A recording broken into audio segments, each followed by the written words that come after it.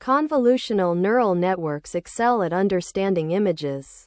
At their core is the convolution operation, where a small filter slides across an image. This filter performs a dot product with the image pixels it covers, creating a single value. Repeating this process builds a feature map, highlighting specific patterns.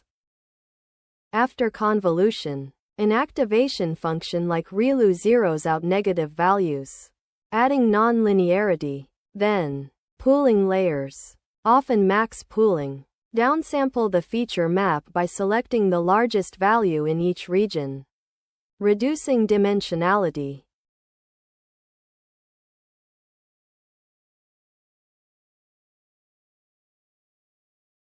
Next, these refined feature maps are flattened into a single vector.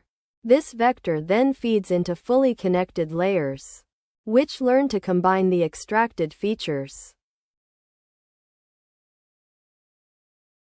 Ultimately, these layers produce a classification output, such as identifying a cat or a dog. This sequence of operations allows CNNs to automatically learn and understand complex visual information.